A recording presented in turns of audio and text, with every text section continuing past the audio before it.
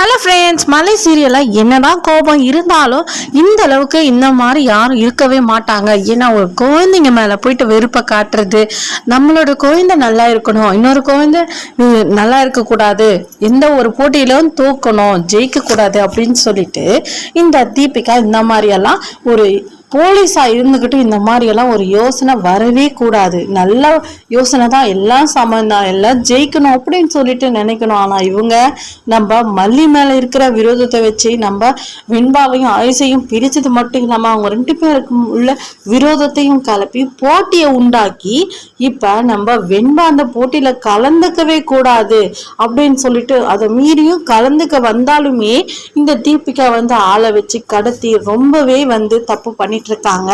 கண்டிப்பா இதுக்கான தண்டனையை தீபிகா அனுபவிக்க போறாங்க.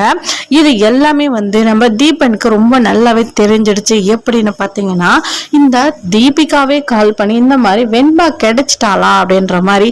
ஆனா வெண்பா இந்த விஷயம் எப்படி உனக்கு தெரிஞ்சிச்சு அப்படின்ற மாதிரி நம்ம தீபன் கேட்ட இந்த தீபிகாவை தடுமாறுவாங்க. இந்த விஷயம் எனக்கு எப்படி தெரிஞ்சிருக்கோம், இங்க பசங்க மூலமா தான் தெரிஞ்சிச்சு அப்படின்ற மாதிரி அவங்க வாய் வார்த்தையா சொன்னாலுமே நம்ம தீபன் கண்டிப்பா நம்ப போறது இல்லை.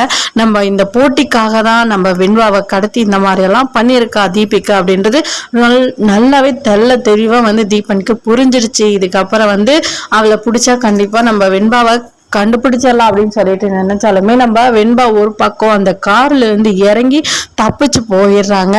அங்கிருந்து தப்பிச்சு வந்துடுறாங்க. நம்ம மல்லிகையில வராங்களா இல்ல வேற யாருக்கிட்டயாச்சும் மாட்டிக்கிறாங்களா, வேற யாருக்கிட்டயாச்சும் மாட்டிக்கினாலுமே நம்ம வெண்பா கண்டிப்பா விஜய் கைக்கு போகணும், இல்லைன்னா அரவிந்த் யாரனா அவங்க மல்லிக்கு தெரிஞ்சவங்க கிட்ட நம்ம வெண்பா வந்துட்டாங்கன்னா ரொம்பவே நல்லா இருக்கும். நம்ம வெண்பாவே காப்பாத்திடும். ஆனாலுமே நம்ம விஜய்க்கு மல்லி மேல செமையா கோவம் வரப்போகுது. என்னையும் மீறி நீ இந்த மாதிரி ஸ்கூலுக்கு கூட்டிட்டு போயிருக்க, உன்னாதான் இந்த மாதிரி எல்லாம் நடந்துச்சு, இல்லைன்னா வெண்பா நல்லா வீட்டுல இருந்திருப்பா அப்படின்ற மாதிரி நம்ம விஜய் மல்லி மேல கோவப்படுறாங்க.